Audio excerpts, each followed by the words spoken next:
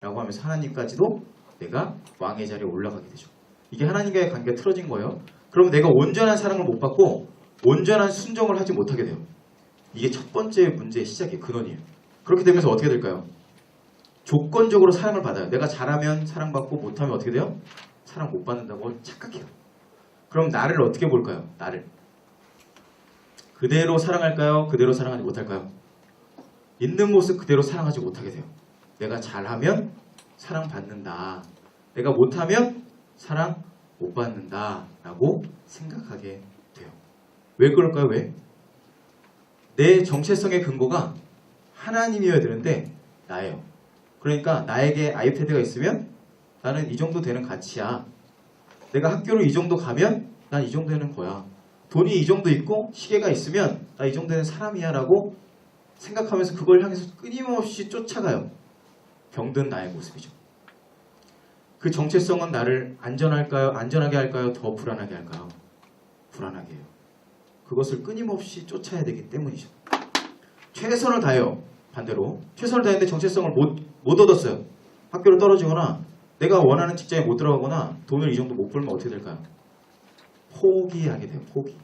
인간이 포기하는 모습은 네 가지로 정리를 해봤는데 첫 번째는 뭐냐면 게으름과 무기력에 빠져요. 야 소용없어. 아무리 해도 안 되잖아. 이 세상 봐라. 금수저 은수저 다 있으니까 난 끝났어. 포기, 무기력, 아무것도 하지 않는 상태로 첫 번째 보여져요. 두 번째는 이게 심각해지면 어떻게 될까요? 무기력과 맨날 그리고 맨날 이제 못 일어나요. 몸이 안 일어나져요. 그러다가 더 심각해지면 어떻게 될까요? 학대로 이어집니다. 학대. 자신을 싫어해요. 야, 니 봐라. 너의 모습 봐라. 계속 욕을 해요. 내 속으로, 내 입으로. 저주하고 주변을 욕하죠. 그리고 어떻게 될까요? 더 심각해지면 중독에 빠지죠. 중독은 결국에는 있는 거예요. 빨리 그걸 잊고 싶고 내 현실을 도피하고 싶어서 중독에 빠져요. 술, 담배, 성, 수많은 내가 피할 수 있는 많은 것들로 그걸 도피해요. 내 영혼은 계속해서 몸은 병 들어가죠. 그리고 또 어떻게 될까요? 결국에 마지막 파이널이 뭘까요? 네, 자살이에요. 생명을 끊는 거예요. 아, 안 되는구나. 도저히 나는 소망 없구나. 나와 나의 관계가 어떻게 된 거예요? 완전히 병들었어요. 회복이 불가능해요. 이것이 바로 나와 나의 관계가 깨진 모습이에요. 그럼 나와 너는 어떻게 될까요? 당연히 무한한 사랑과 신뢰 가운데 하나님과의 관계가 되고 나를 너무너무 있는 그대로 사랑하고 여유 있게 보면 옆에 사람을 여유 있게 보게 되겠죠. 실수하는 사람을 보고 그거를 용납해주고 받아주는데 나를 받아줄 형편이 안 돼요. 내 모습이 너무 초라하고 부족하니까 옆에 연약하고 부족한 애들을 가지고 밟고 일어나려고 그러죠.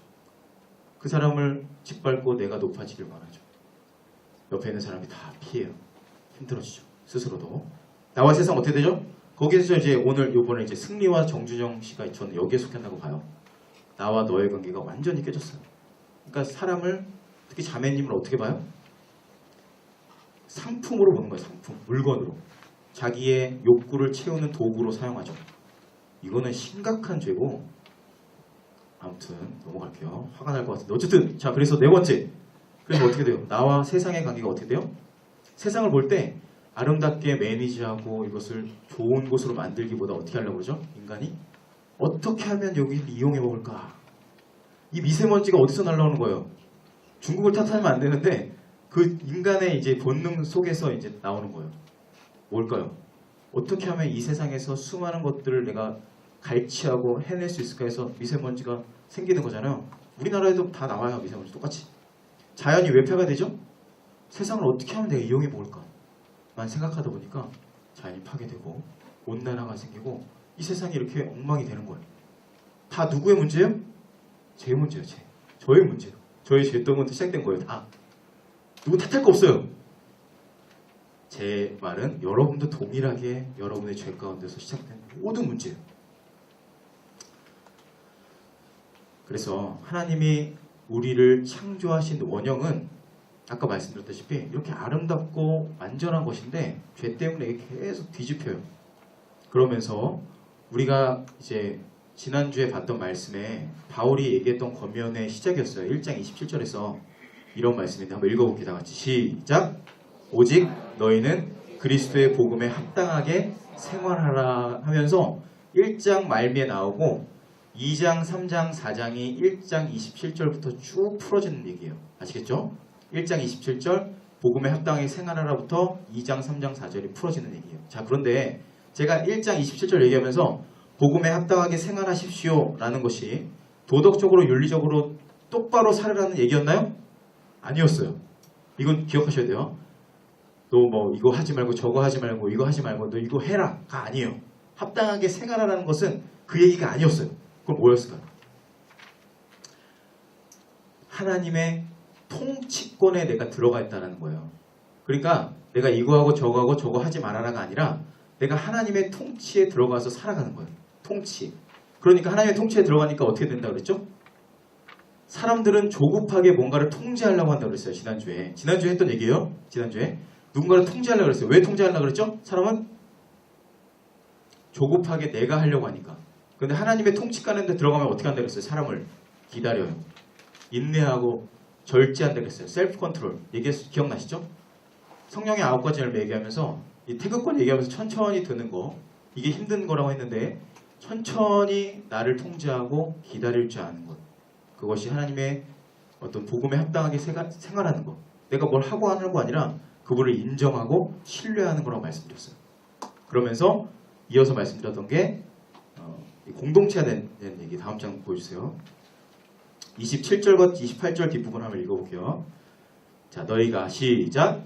너희가 한 마음으로 한 뜻으로 복음의 신앙을 위하여 협력하는 것과 무슨 일에든지 대적하는 자들 때문에 두려워하지 아니하는 이 일을 듣고자 합니다.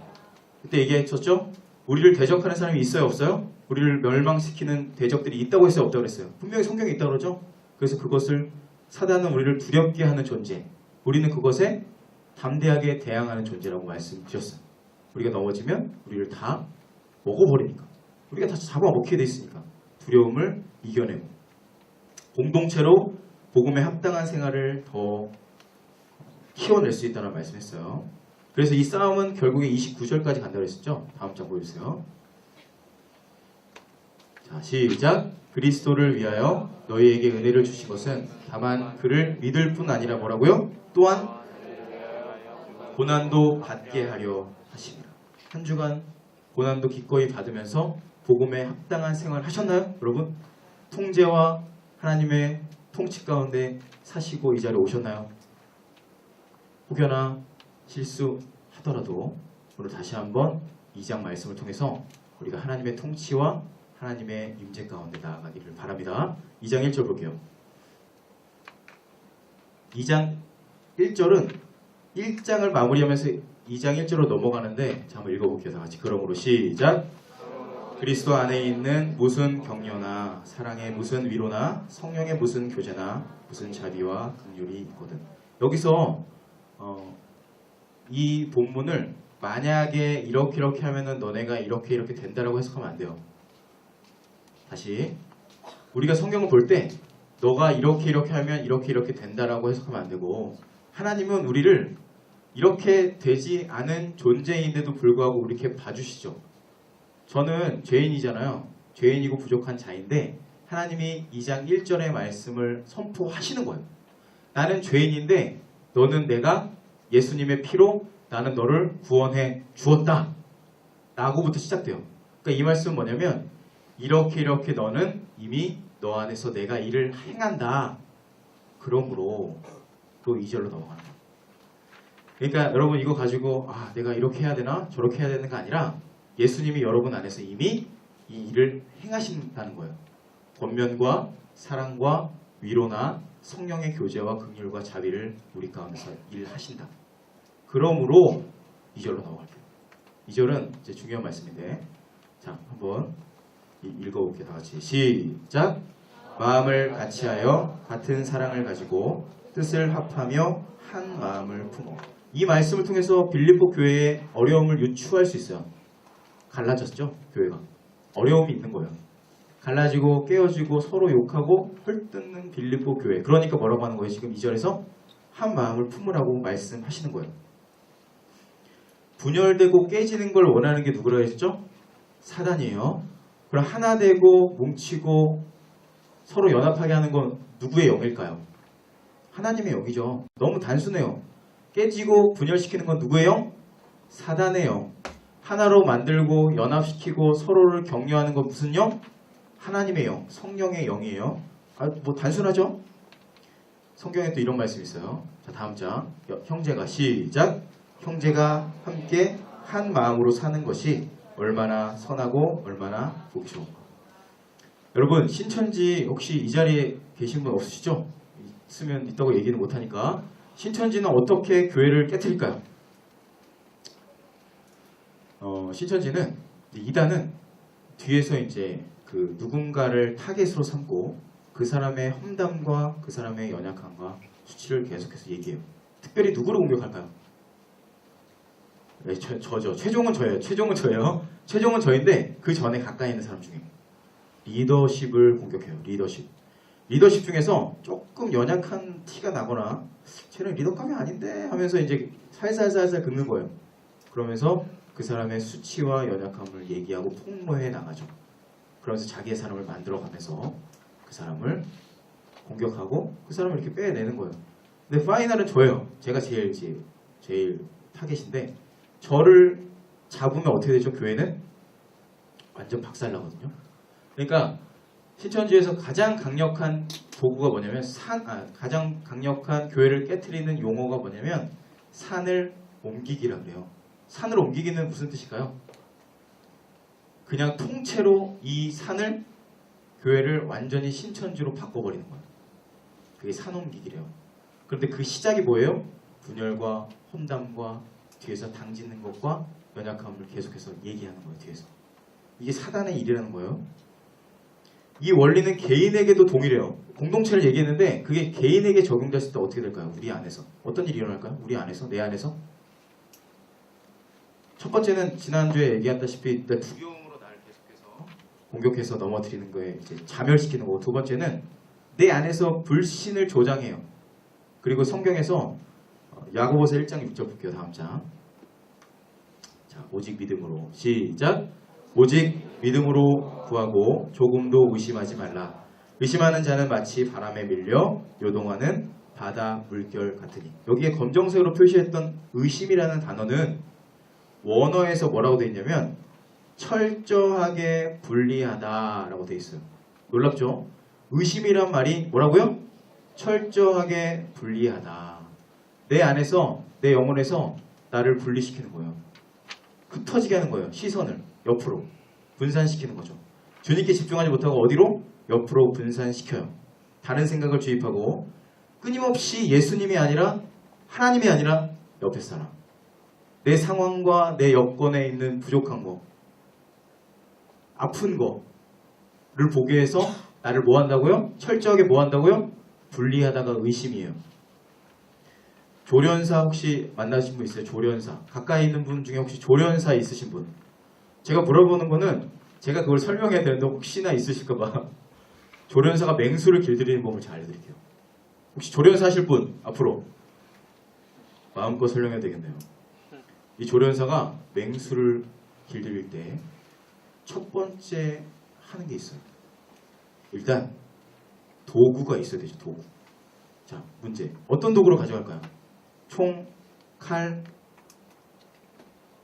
채찍, 음식, 돈, 의자. 자, 뜬금없는 게 나왔으니까 조금 약간 술렁이술렁 하는데 놀랍게도 맹수를 길들일 때 저는 당연히 채찍이나 음식으로 길들이지 않았거든요. 그런데 이렇게 잠깐 보실래요? 의자도 그냥 의자 가져오면 안 돼요, 여러분. 이렇게 바닥이 4개로 된 의자를 가져가야 돼요. 그래서 뭘 할까요? 첫 번째, 맹수를 길들일 때 앉아요? 동물은 앉을 수가 없겠죠. 그러니까 일단은 이 맹수가 하나에만 포커스온 하고 있어요. 누구를? 나에게. 얘가 지금 나를 죽일까? 을 하고 있겠죠.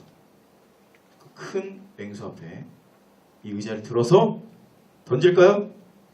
던지지 않고 이 4개의 초점, 무겁네? 4개의 초점을 보게 한대요. 이렇게. 그러면 이 맹수가 어떻게 될까요? 여러분도 지금 뭐 멀리 있어서 잘 모르겠지만 가까이 되면 이 맹수가 초점이 4개로 분산돼요. 이거 보겠죠? 눈 아픈데. 어쨌든 그렇게 되면서 이 맹수가 그때부터 무기력해진대요. 이때부터 조련이 시작된다고 합니다. 여기에 놀라운 영적인 원리가 있어요. 그때부터 이 집채만한 곰이 뭘 하죠? 꽃갈모자 쓰고 앞구르기 하고 뒷구르기 하고 하는 거예요. 그리고 그 어마어마한 밀림의 왕자 사자가 훌라후프를 넘는 거예요. 점프를 해서 훌라후프를 넘고 뒹굴고. 다음 장 보여주실래요? 제가 찾아봤는데 없어서 이거만 있더라고요. 이 어마어마한 맹수들이 귀엽고 우스운 존재로 변모해 가는 거죠. 이러다가 그냥 죽는 거예요. 밀림의 왕자, 사자, 호랑이, 집채만한 곰이. 우리를 사단이 조련하는 방법도 이와 동일합니다. 여러분, 근데 먼저 기억해야 되는 것은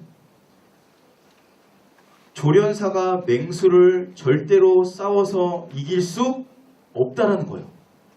이게 먼저예요. 조련사가 뭐라고요? 절대로 맹수를 싸워서 이길 수 있어요, 없어요? 없어요. 우리를 사단이 이길 수 있어요, 없어요? 없어요. 이게 먼저 우리 안에 세팅이 돼야 되는데 이게 안 되니까 부들부들 떨어요. 사단도 하나님의 사람인 우리를 상대할 수 있어요, 없어요? 상대할 수 없어요. 이미 예수님이 사단의 머리를 십자가에서 박살 냈기 때문에 우리가 부들부들 떨 필요 없는데, 우리에게 와서 어떻게 할까요? 뭐 한다고요? 와서? 그냥 막 위협을 주는 게 아니라니까요? 그냥 이거 의자 들은 거예요. 의자 들어서 너의 시선을 분산시키는 거예요. 야, 설교 듣지 말고 기도하지 말아라. 하나님만 집중하지 마. 이거 저거 다른 거 봐라. 공동체 안에서도 마찬가지예요. 쟤 봐라. 제가 저렇다 하는 거예요. 분산시키면서 나의 영적인 시선을 예수님께, 하나님께 집중하지 못하게 하죠. 지금도 마찬가지예요. 여러분 한 사람도 왔을 때 여러분의 삶에서 동일하게 하나님의 말씀 앞에, 은혜 앞에 서지 못하게 분산시켜요. 우리 가정의 어려움, 나의 연약함, 나의 수치, 죄악들에 물들게 하죠. 빠지게. 하나님을 향한 인생의 초점을 잃어버리고 그것을 놓치게 되는 순간 우리 인생도 동일하게 무기력해져요. 힘이 빠져버리고 결국에 조련사에게 농락당하는 비참한 앞구르기 하는 인생 되는 거예요. 그러므로 여러분 기억하세요. 영적인 초점이 여러분 주님께 고정되어 있으십니까? 자, 고개를 들고 머리를 한번 위로 돌아볼까요? 앞으로, 옆으로. 네, 스트레칭 하라고 하는 거예요. 옆에서 지금 하늘나라에 지금 거의 가신 분들을 좀 깨워주세요.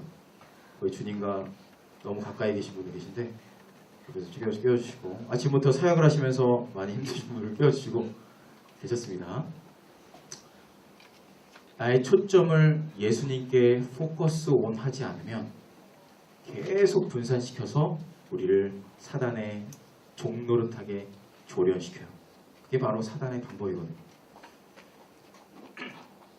여러분, 우리 공동체 안에, 우리 가족에게도 마찬가지예요.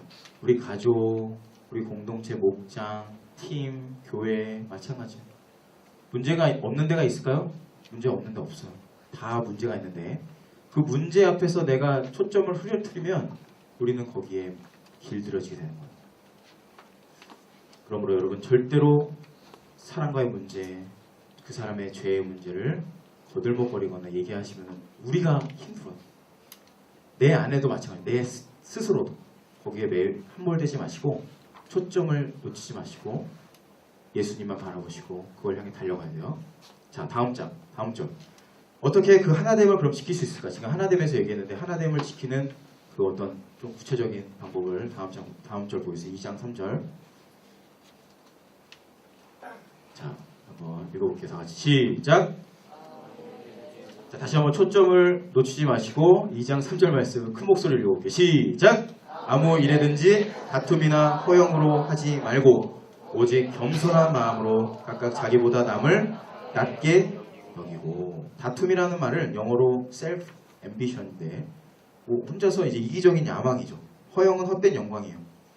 근데 뭐 이제 단순하게 정리하면 겸손에 반대되는 말이겠죠. 뭐겠어요? 교만이에요, 교만. C.S. 루이스가 쓴 순전한 기독교에서 교만에 대해서 이렇게 얘기해요. 제가 한번 읽어드릴게요. 가장 궁극적이고 가장 핵심적인 악이 교만입니다. 성적인 부정, 분노, 탐욕, 술 취함 같은 것들도 이 악에 비하면 3발의 피해에 불과합니다.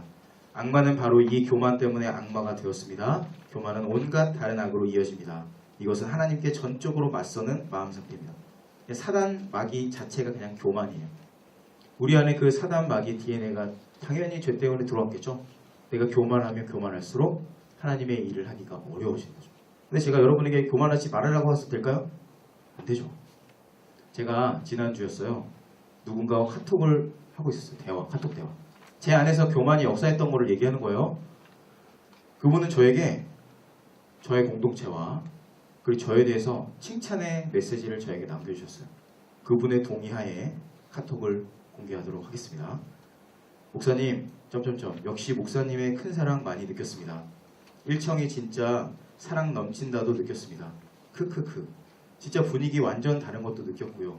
저도 문득 다른 공동체에 적응할까 생각 들더라고요. 목사님 사랑합니다. 징그럽게 받아들이지 마시고요. 이러면서 뜬금없는 사랑 고백 타임 유유. 진짜 일청야함대 부흥이라 이렇게 얘기를 저에게 던졌어요. 카톡을. 그걸 제가 받았을 때 어떤 마음이 들었을까요? 제가 어떤 마음이 들었을까요? 유추해보세요. 여러분이 목회자고 어떤 공동체에서 누군가에게 칭찬의 메시지를 받았다.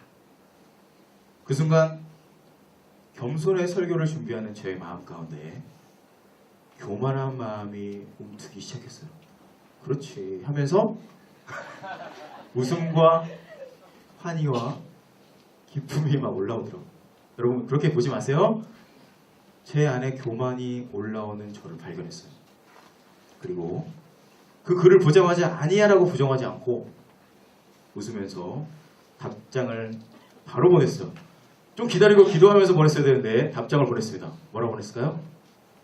누구누구야, 난 많이 부족하지. 이게 진짜 부족한 게 아니었어요. 사실 지금 말씀드려요. 난 많이 부족하지.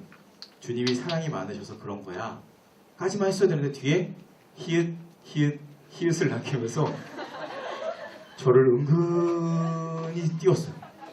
은근히 내가 한 게 아니지만 주님이 하셨지만 내가 했다 안 했다?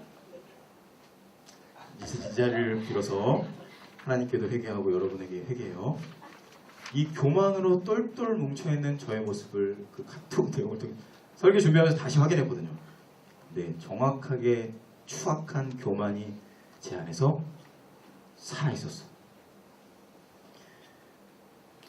교만은 이처럼 겸손까지도 가장해요. 내가 겸손한다고 하면서 교만할 수 있어요? 없어요? 있어요.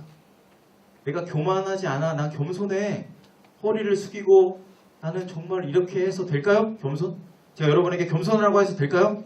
안 돼요. 어떻게 겸손할 수 있을까요? 2장 3절 말씀 다시 한번 읽어볼까요? 시작! 아무 일에든지 다툼이나 허영으로 하지 말고 오직 겸손한 마음으로 각각 자기보다 남을 낮게 여기고. 여러분의 내면은 어떠세요? 겉모습이 아니라 내면. 허영과 다툼으로 가득 차 있는 교만한 모습이세요? 아니면 겸손하게 있으세요? 이것도 제가 뭐 정리한다고 되는 게 아니에요. 신학적으로 이게 저거다 이렇게 얘기할 게 없어요. 설명해 드릴게요. 겸손은 저는 참 겸손해요 하면서 고개를 숙이고 90도로 인사하고 그리고 이렇게 얘기하면 겸손한 사람이 될까요? 아까 얘기했죠? 절대로 그렇게 될 수 없어요. 그것은 겉모습이에요. 아무 쓰잘데기 없는 거예요. 내면은 교만으로 가르쳐 있는데 겉모습만 겸손한 척 하는 것 뿐이에요. 앤드류 머레이는 겸손이란 책에서 겸손을 이렇게 얘기해요. 겸손은 죽음에 이르는 길입니다. 이것만 듣고 갑자기 죽어야 되나 이 얘기 아니에요. 설명 드릴게요. 겸손은 죽음이 겸손의 완전함을 가장 잘 보여주는 증거이기 때문에 겸손은 자아의 죽음이라는 꽃에 맺히는 완전한 열매입니다. 그러니까 뭐냐면 내가 겸손하다고 외치고 선포해서 그리고 허리를 굽혀서 되는 게 아니라 나는 십자가 앞에서 하나님 앞에서 나를 바라볼 때 겸손한 자가 돼요. 무슨 말일까요? 설명해 드릴게요. 자, 지금 우리 모두, 자, 모두예요. 한 명도 빠짐없어 이 자리에 있는 사람. 모두가 하나님 앞에 서 있다고 볼게요. 자, 지금 하나님이 이 자리에 오셨어요. 모두 하나님 앞에 서 있겠죠? 그럼 어떤 생각이 처음으로 딱 들까요? 무슨 생각 들 것 같으세요? 민욱이. 자, 갑자기 물어봐서 좀 그런데 처음에 딱 드는 생각은 여러분이 딱 하나님 앞에 섰어요. 우리가 딱 이 공동체가 다 같이 하나님 앞에 딱 섰을 때 내 안에 드는 생각이 하나님, 쟤는 저렇고 쟤는 저렇고 얘는 이래요 라고 얘기할까요? 아니에요. 어떻게 얘기할까요? 처음에 딱 하나님 앞에 딱 섰을 때 우리가 다 같이 나의 추악함과 흉악함과 더러움과 음란함 앞에 고개를 숙이고 들 수가 없게 되죠. 다시 하나님 앞에 딱 섰을 때 쟤는 이렇고 저는 저렇고 그래가지고 내가 이 사람들을 밟고 올라가서 왕이 될 수 있어요? 없어요? 없어요. 모두가 하나님 앞에 서게 되면 나는 그냥 고개를 땅에 쳐박고 겸손하게 주님 앞에 엎드릴 수밖에 없어요. 그게 바로 겸손이에요. 자, 복음이란 뭘까요? 복음? 예수님의 십자가가 뭐냐면 이런 추악하고 허물 많고 더럽고 교만하고 아무런 쓸모없는 나를 이유가 없어요. 당신의 십자가의 은혜로 그냥 덮어버린 거예요. 내가 막 이거 해가지고 저거 해가지고 된 게 아니라 나는 완전 쓰잘데기 없는 죄인이거든요. 제가 교만에 물들어 있는 완전 폐인이고 쓰레기인데 제가 저를 하나님께서 복음으로 덮어주신다고.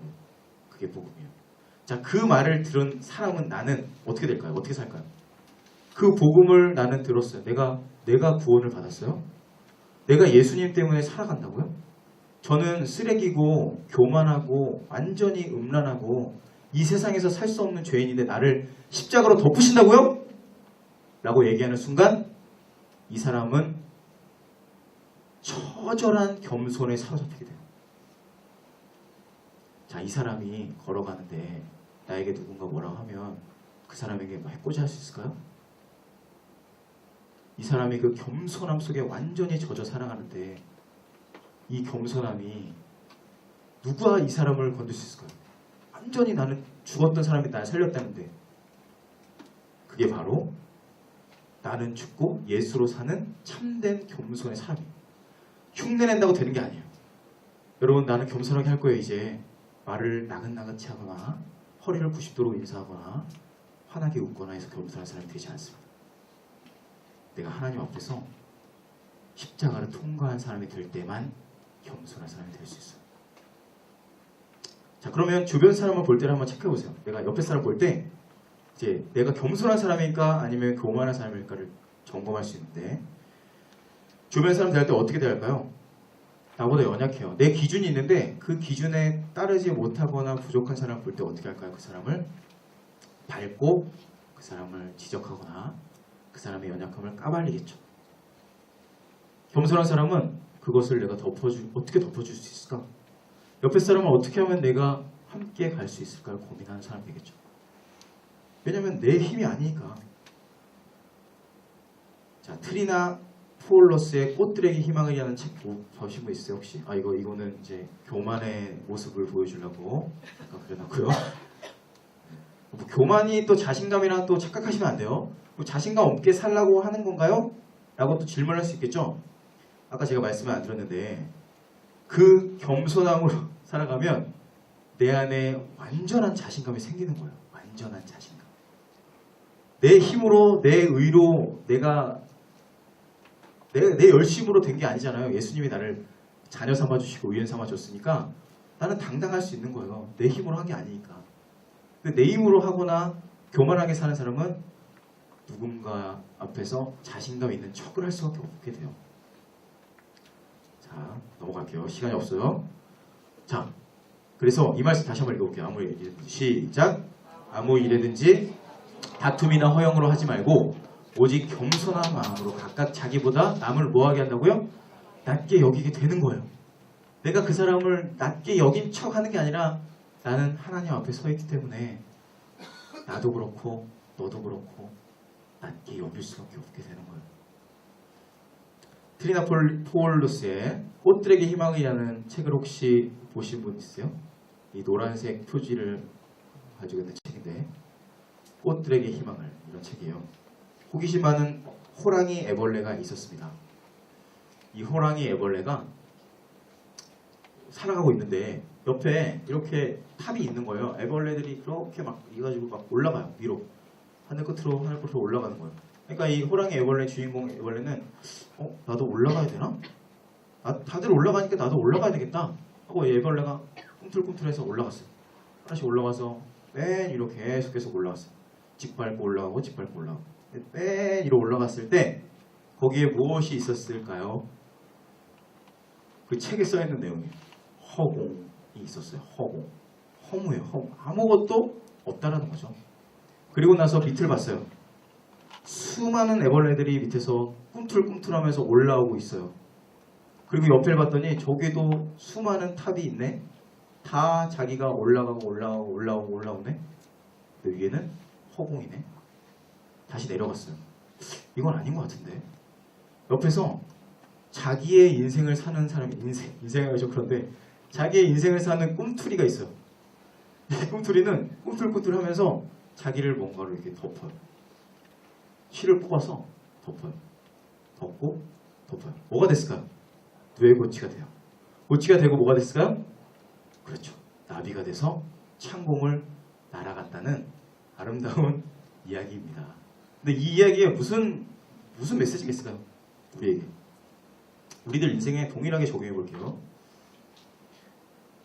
우리가 무엇 때문에 그렇게 열심히 누군가를 짓밟고 올라가려고 하는 걸까요? 라는 질문을 해본 적 있으세요? 아까 그 애벌레처럼. 뭔가를 해서 가긴 가는데 이게 지금 가고 있는 건가? 어디로 가는 거지? 라고 질문하거나 고민해 본 적 있으세요? 우리들 인생도 동일하게 여러분에게 제가 여러분 자본주의 사회에서 나오라고 얘기하는 거 아니에요. 적자 생존하는 그 학교 거기서 나오라는 얘기가 아니에요. 다 때려치라는 얘기가 아니에요. 오해하시면 안 돼요. 하나님의 나라는 공간이 아니라는 거예요. 공간.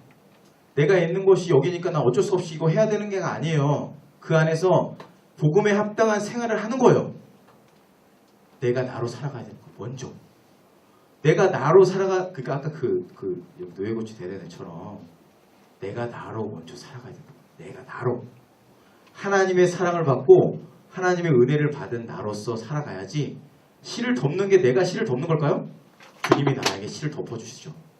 날마다 십자가의 사랑으로 덮어주시면 내가 마침내 나비가 되는 거예요.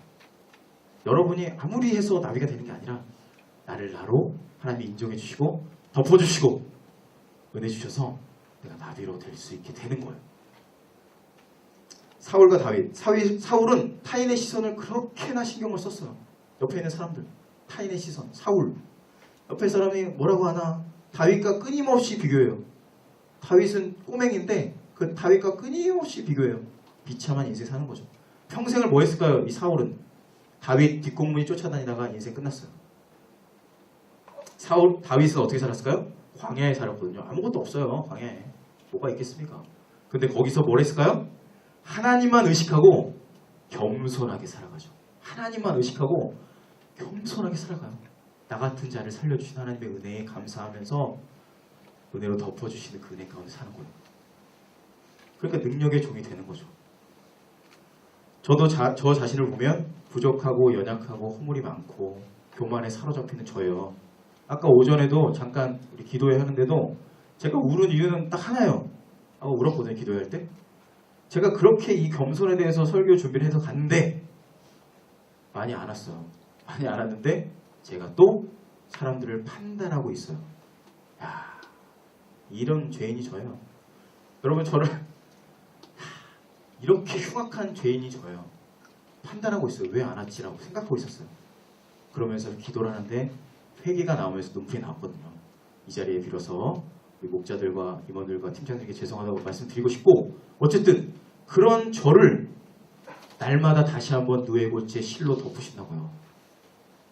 자, 이 애벌레가 마지막에 어떻게 될까요?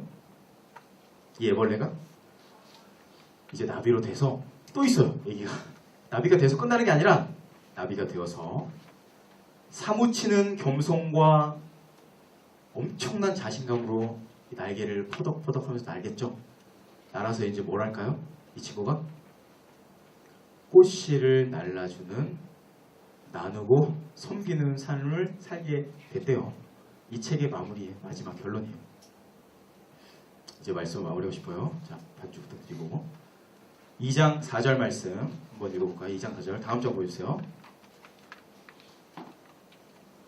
자, 오늘의 말씀의 마지막. 자, 다 같이 시작. 각각 자기 일을 돌볼 뿐더러 또한 각각 다른 사람들의 일을 돌보아 나의 기쁨을 충만하게 하라. 아, 이거는 좀 부담되는 말씀이죠. 나 살기도 버겁고 어려운 상황인데 마지막에 이 말씀으로 우리의 마음을 수렵하시는 우리 하나님. 저도 3절까지만 할까 생각했는데 4절까지 하고 또 5절부터 이어지기 때문에 할 수밖에 없었어요. 나의 일을 하기도 버거운데 옆에 사람을 신경 쓰라는 것이 이해할 수 없었고 힘들었는데 계속 고민했어요. 왜 그럴까? 왜? 하나님이 다시 한번 창조하셨던 왜 창조하셨는지를 고민해봤어요. 하나님이 왜 이 땅을 창조하셨을까요? 하나님이 창조하실 때 야, 나 왕이다. 니네는 나를 예배해라. 나에게 모두 엎드려서 절하라고 만들어주셨을까요? 아니에요.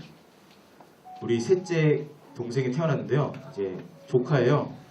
셋찌라고 부르더라고요. 수빈이. 여기에 창조의 원리가 있어요, 여러분. 창조의 원리. 셋째가 태어났는데 집에 들어온 지 얼마 안 됐거든요. 이제 거룩하게 구별했다가 집에도 못 갔어요, 저 얘네 집에. 근데 이제 공개됐을 때 수빈이가 아이랑 놀아줘요. 오늘 아침에 찍어서 온 거예요, 카톡방에. 그냥 놀아주는데 그냥 놀아줄까요? 와서 이렇게 하면서 또 다음 장 보여주세요. 이제 뭐죠, 이게 도구를 가져와서 얘가 지금 뭘 알겠어요, 얘가. 근데 이 도구를 가져와서 아이랑 놀아주면서 그 사랑을, 기쁨을 나누고 있는 거예요. 자, 이 안에 창조의 원리가 뭐가 있죠? 지금 하나님은 하나님 자체로 성부, 성자, 성령이 다 있으세요. 완전하시죠? 스스로 존중하시고 스스로 사랑하시고 스스로 기쁘잖아요. 근데 왜 만드셨을까요? 왜?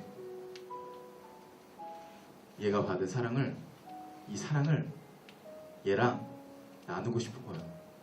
너도 이 기쁨을 누렸으면 좋겠다. 너도 이 사랑을 함께 했으면 좋겠다 해서 이 땅을 창조하셨다고. 팀 켈러의 왕의 십자가에 이런 얘기했어요. 왜 하나님은 우리를 창조하셨을까? 답은 하나뿐이다. 하나님은 기쁨을 얻기 위해서가 아니라 주기 위해서 우리를 지으신 게 분명하다. 제가 여러분에게 설교 때 이렇게 성경에서 나온 것처럼 여러분 이제 남은 사람 섬기세요, 이게 아니라 우리가 이렇게 만들어졌어요. 엄마가 수빈이한테 이거 안 가르쳐줬대요. 물어봤어요, 제가. 너 얘 이렇게 기쁨을 나누라고 이렇게 봐주라고 알려줬어?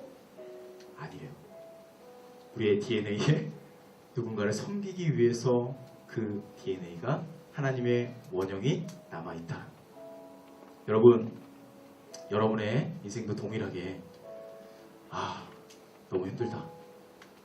너무 지친다. 내가 이거 열심히 하는데 왜 이렇게 어렵고 힘들지?